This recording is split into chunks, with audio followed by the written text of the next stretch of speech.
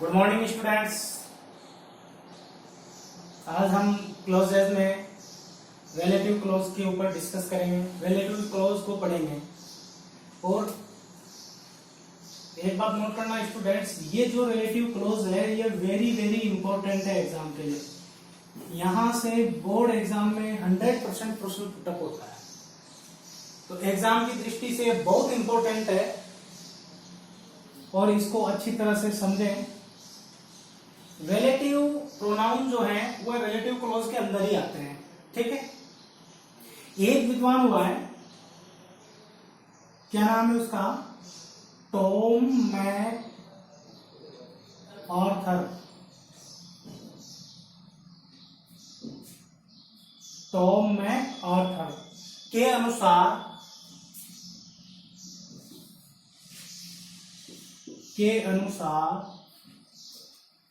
Relative closes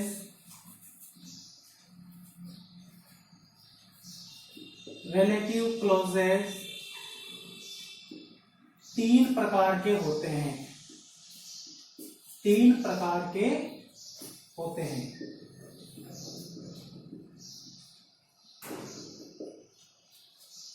देखो, एक जो विद्वान है टॉम मैक आर्थर, इसके अनुसार रिलेटिव क्लोजेस जो होते हैं वो तीन प्रकार के होते हैं। पहला जो है एडनॉमिनल,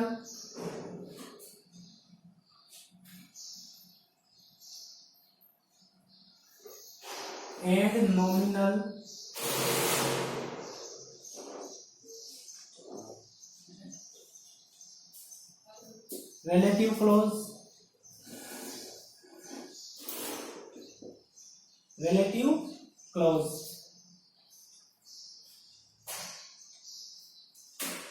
सेकेंड नंबर का सेंटेंसिव,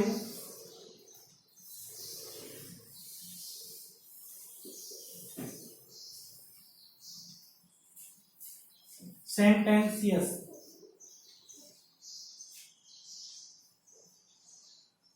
सेंटेंसिव रिलेटिव क्लोज,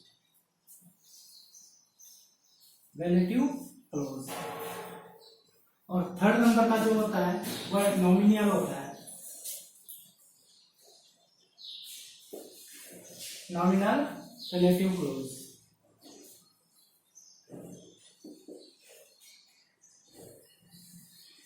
तो स्टूडेंट्स, ये तीन प्रकार के जो रिलेटिव क्लोजेस हैं, एडनॉमिनल, सेंटेंसिव और नॉमिनल, ठीक है। ये नाउन क्लोज है। नाउन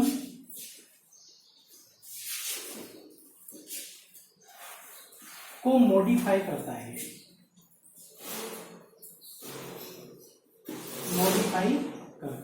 ध्यान देना। ये जो एडनॉमिनल है ये किसको मॉडिफाई करता है, नाउन को, संज्ञा को। सेंटेंसिव जो रिलेटिव क्लोज है, ये नाम से पता लग रहा है कि सेंटेंस, ठीक है, ये सेंटेंस को या क्लोज को मॉडिफाई करता है, ठीक है, नाउन को नहीं करता। ये क्लोज यानी जिसको बोलते हैं अपन उपवाक्य, वह सेंटेंस को मॉडिफाई करता है।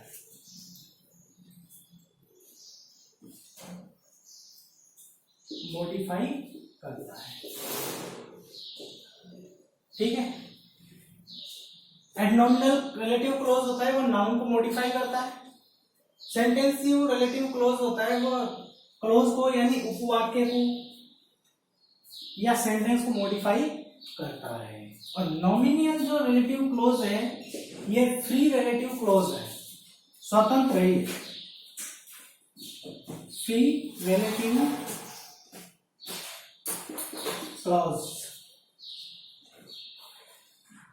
तो स्टूडेंट्स, ये टॉम मैक आर्थर के अनुसार क्या है, रिलेटिव क्लोज के पार्ट्स हैं कि तीन प्रकार के रिलेटिव क्लोजेस होते हैं। एडनॉमिनल होते हैं, सेंटेंसिव होता है और नॉमिनल होता है। ये तीन प्रकार के जो रिलेटिव क्लोजेस हैं जिसमें देखो एडनोमिनियल में क्या होता है, नाउन को, ये जो है नाउन को मॉडिफाई करता है, जो रिलेटिव क्लोजेस आते हैं वो नाउन को मॉडिफाई करेंगे। और सेंटेंसिंग में क्या होगा, ये क्लोज यानी उपवाक्य को, सेंटेंस को, दोनों को क्या करते हैं, मॉडिफाई करते हैं।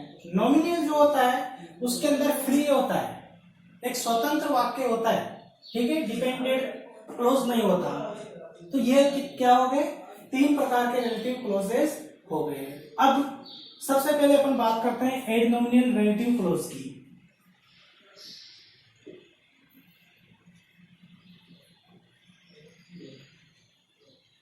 एडनोमिनल रिलेटिव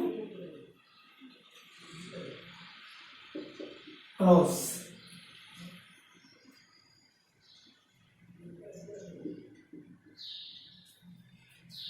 एडनोमिनल रिलेटिव क्लोज क्या होता है, जो नाउन को मॉडिफाई करता है, नाउन क्लोज को मॉडिफाई करेगा, ठीक है। तो ये कितने प्रकार के होते हैं, ये 2 प्रकार के होते हैं, ये 2 प्रकार के होते हैं।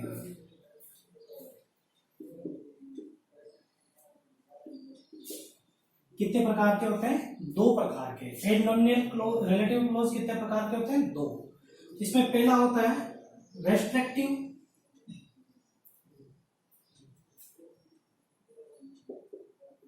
या डिफाइनिंग, रेस्ट्रिक्टिव या defining relative close.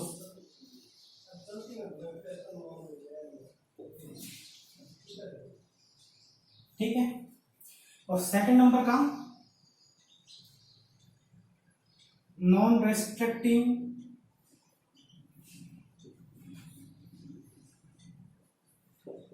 Non restrictive या नॉन डिफाइनिंग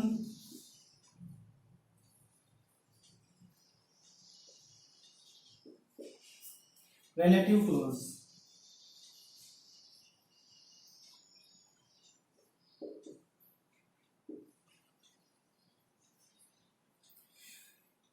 तो स्टूडेंट्स, ये एडनोमिनल रिलेटिव क्लोजेस है।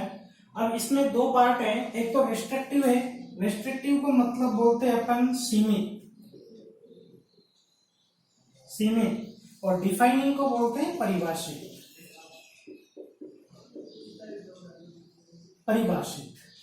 इसके अंदर जो क्लोज है, जो आता है वो सीमित होता है, निश्चित होता है, सीमित होता है, परिभाषित होता है। और नॉन रेस्ट्रिक्टिव में क्या होता है, असीमित होता है, असीमित या अपरिभाषित।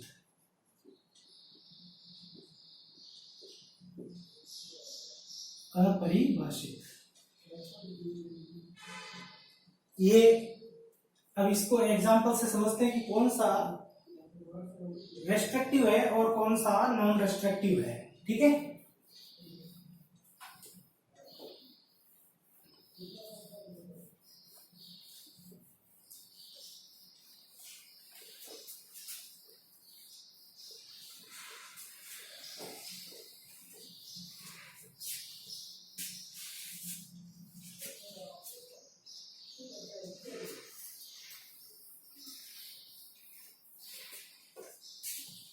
यहां पर मैं 2 एग्जांपल लिखा हूं, जिसको रेस्ट्रिक्टिव नॉन रेस्ट्रिक्टिव को हम एक्सप्लेन करेंगे, पहचानेंगे।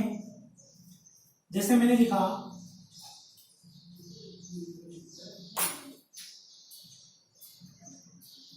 The girls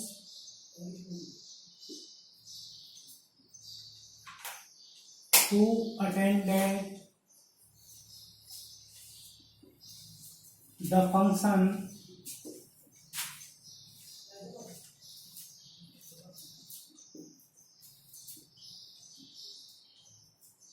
were given sweets।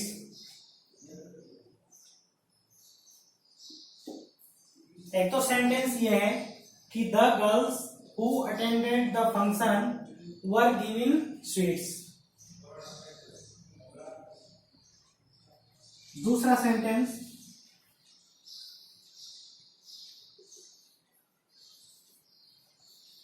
The girls who attended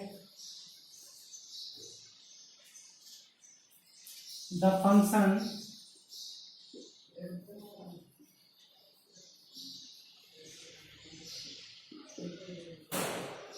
were given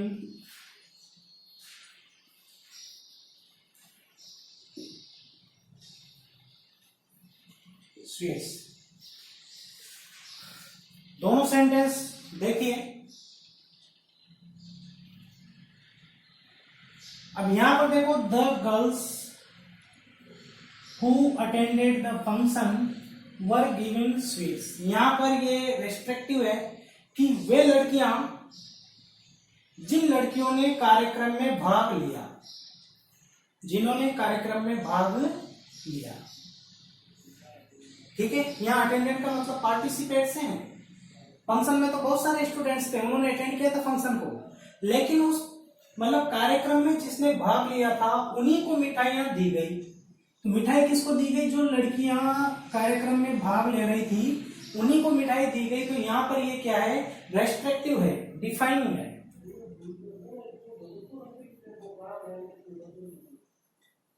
ये रेस्ट्रिक्टिव है क्योंकि यहां पर सीमित है कि किन स्टूडेंट्स को, किन गर्ल्स को मिठाई दी गई जिन्होंने कार्यक्रम में भाग लिया था, ठीक है। अब यहां पर देखो, द गर्ल्स, इसके बाद है कोमा। ये पहचान है इसकी, वाक्य तो पूरा सेम है। कोमा से पहचानोगे कि द गर्ल्स, इसके बाद है कोमा, वे लड़कियां हु अटेंडेड द फंक्शन, जो फंक्शन में क्या थी? उपस्थित थी। मतलब भाग लेने वाले और भाग नहीं लेने वाले सारे यहां पर उपस्थित थे। तो ये असीमित हो गया। वर गिवन स्वीट्स, उनको क्या दी गई? मिठाइयां दी गई। तो ये तो है रेस्ट्रिक्टिव और ये क्या है? Non restrictive.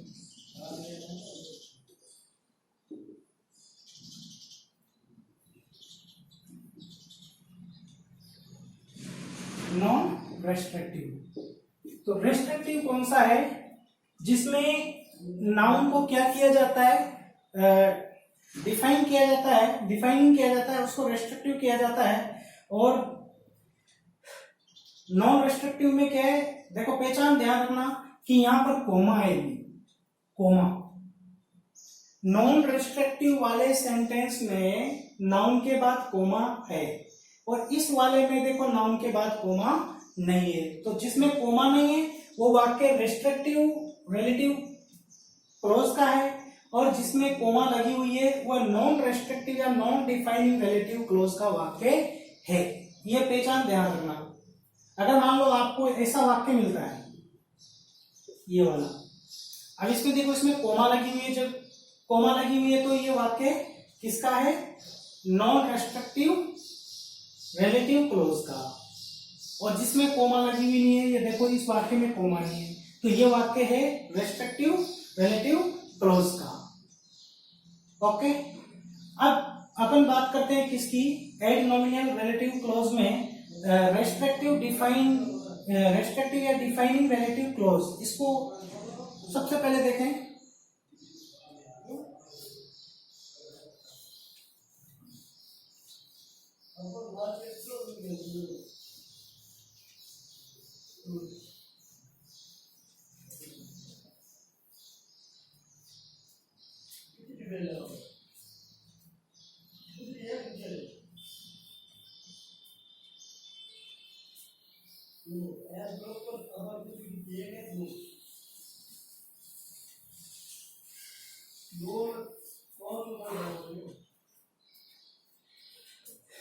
अपन टॉपिक पढ़ रहे हैं कौन सा? एडनॉमिनल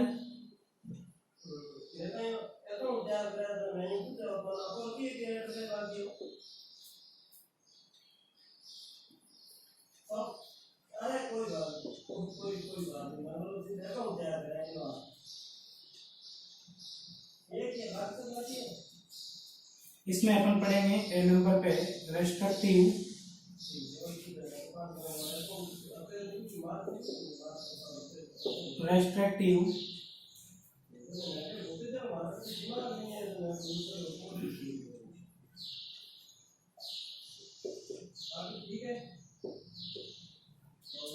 relative close.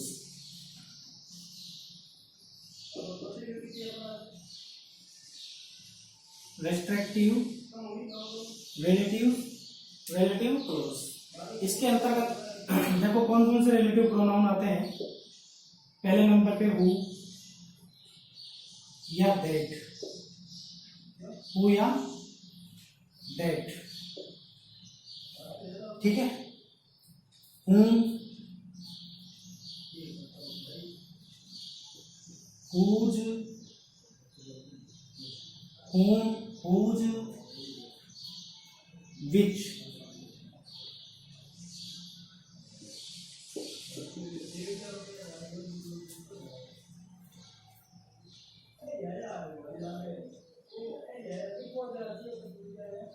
who, whom, whose, which, इनका यूज अपन पढ़ेंगे। तो सबसे पहले अपन पढ़ते हैं किसका, who।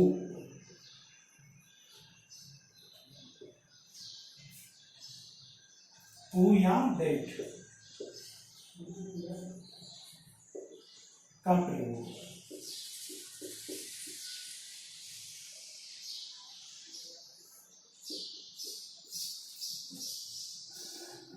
तो पहले तो ये देखो हु का प्रयोग कहाँ किया जाता है। हु का प्रयोग केवल पर्सन के लिए।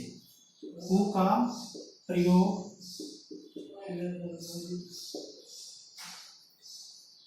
ओनली पर्सन के लिए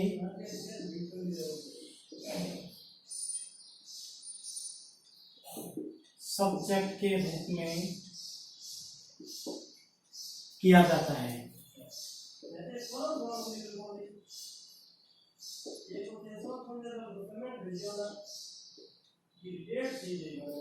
हु का प्रयोग पर्सन के लिए, व्यक्ति के लिए सब्जेक्ट के रूप में किया जाता है। और हमेशा ध्यान देना कि हु के बाद मेन वर्ब आती है, ठीक है। हु के बाद मेन वर्ब आती है। अब इसको अगर मान लो अपन मेथड फर्स्ट से देखें,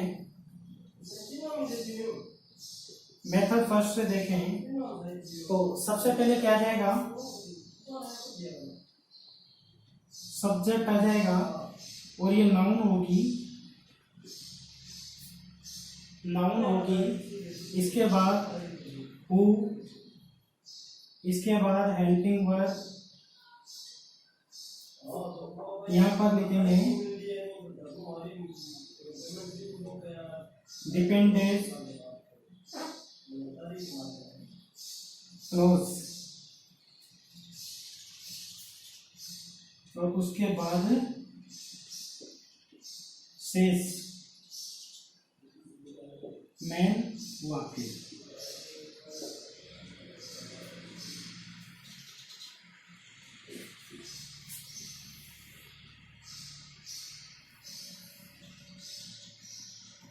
शेष मेन वाक्य को आएगा, ठीक है।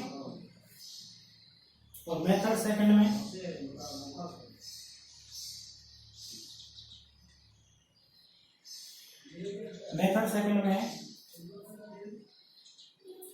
सब्जेक्ट यानी पर्सन होगा, ये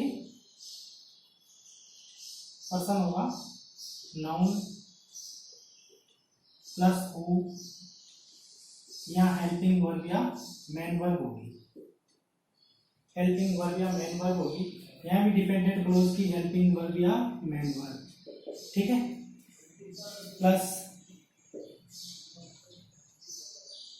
अदर वर्ड्स,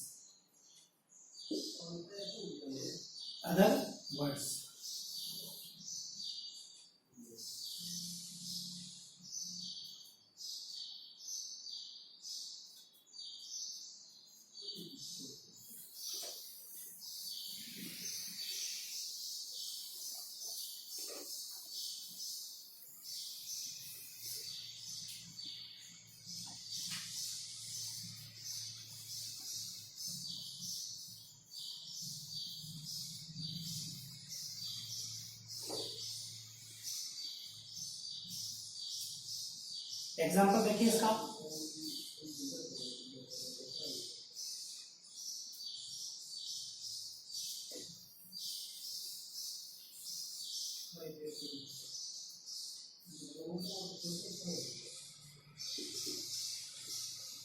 एग्जाम्पल देखिए, द बॉय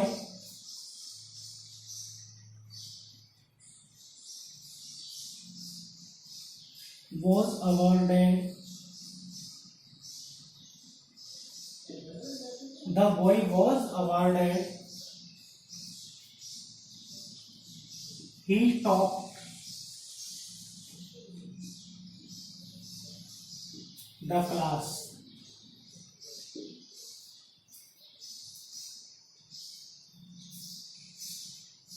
अब देखो इधर ये जो सेंटेंस है इसमें ये नाउन है, सब्जेक्ट, ठीक है।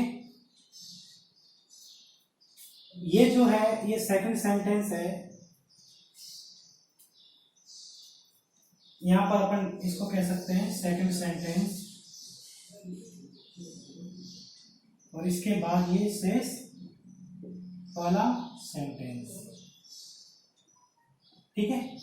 अब इसको बनाएंगे, यहां पर लिखा हुआ है कि हु से रिराइट कीजिए, इसको हु से रिराइट करना है। तो सबसे पहले देखो सब्जेक्ट आएगा और नाउन है, देखो नाउन क्या है, the boy, the boy noun है, सब्जेक्ट है, तो यहां पर आ जाएगा द बॉय। द बॉय के बाद क्या लगेगा, हु, हु। अब हु के बाद देखो यहाँ पर सेकंड सेंटेंस की बात कर रहे हैं, सेकंड सेंटेंस में जो ये ही है ये क्या हो जाएगा, हट जाएगा, क्योंकि उसकी जगह ये अपन ने क्या ले लिया, हु। द बॉय वो लड़का, हु जिसने। अब इसका ये जो बचा हुआ जो है वो आ जाएगा, यहाँ पर सब्जेक्ट नहीं आएगा, ध्यान रखना, सब्जेक्ट पहले लिख दिया, तो इसको हटाते क्या हो जाएगा, top the class, the class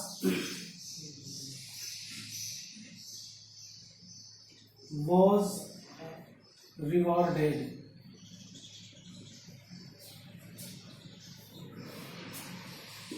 rewarded. The boy वो लड़का, हु टॉप द क्लास जिसने क्या किया था, क्लास को टॉप किया था, वॉज रिवॉर्डेड। अब इसमें देखो ये सेंटेंस आप कैसे पहचानोगे कि रेस्ट्रिक्टिव है या नॉन रेस्ट्रिक्टिव है। तो देखो इसमें कोमा लग रही है क्या, नहीं लग रही, नहीं लग रही है, तो ये क्या है, रेस्ट्रिक्टिव है, सीमित है, ठीक है।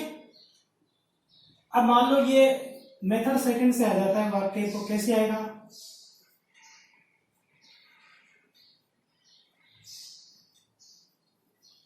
The boy blank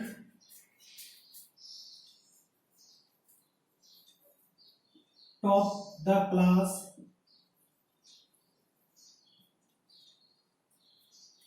was rewarded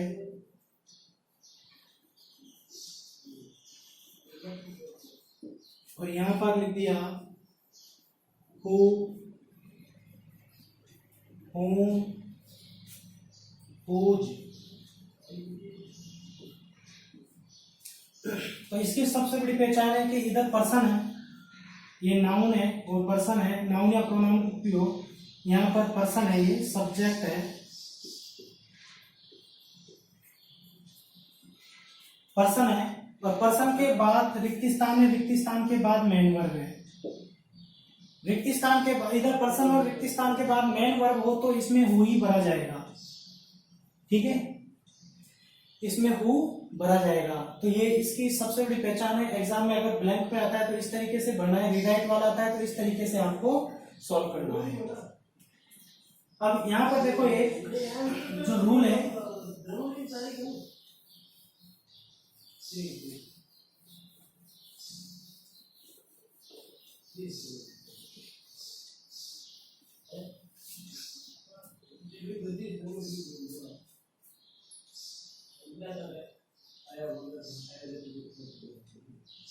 note, यदि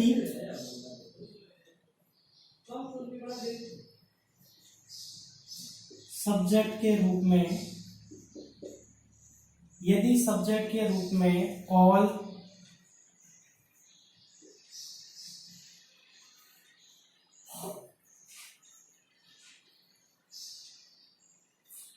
एवरीवन,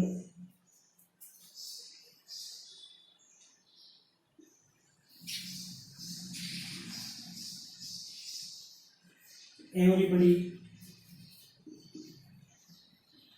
नन, नोबडी, दोज,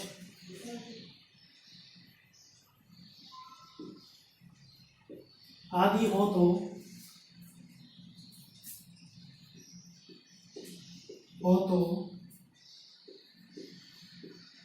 इनके बाद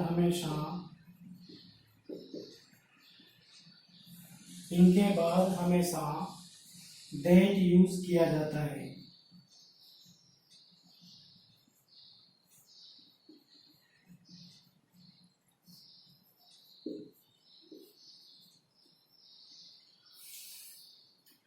ये अगर सब्जेक्ट के रूप में है तो किसका प्रयोग होता है? दैट का। देखो, all glitters is not gold, और यहां पर लिख दिया, अपन को दे दिया हु, दैट, विच। ठीक है। अब आपसे कहा जाए कि इसमें क्या आएगा, और ये कई बार बोर्ड एग्जाम में पूछा गया, सेम सेंटेंस पूछा गया है ये। इसमें कौन सा रिलेटिव प्रोनाउन आएगा? तो ऑल यहाँ पर सब्जेक्ट के रूप में, देखो सब्जेक्ट के रूप में ऑल हो, एवरीवन हो, एवरीबडी हो, नन हो, नोबडी हो, दोज हो, इनमें से कोई सा भी अगर सब्जेक्ट के रूप में आता है तो आप इसके बाद हमेशा दैट ही लगाओगे। से बिल्कुल डायरेक्ट पहचान है कि अगर मान लो सब्जेक्ट के रूप में all, everyone, everybody, none, nobody, those, ये शब्द आते हैं सब्जेक्ट के रूप में। यहाँ पर देखो ये ऑल क्या है? सब्जेक्ट है। तो आपको हमेशा क्या लगाना है? दैट लगाना है। इनके बाद हमेशा दैट ही लगता है। ठीक है। तो स्टूडेंट्स, ये हु वाला सब्जेक्ट के रूप में है। ठीक है। इस वीडियो में इतना ही, आगे मिलते हैं नेक्स्ट वीडियो के साथ। तब तक के लिए thank you. Have a nice day, best of luck students.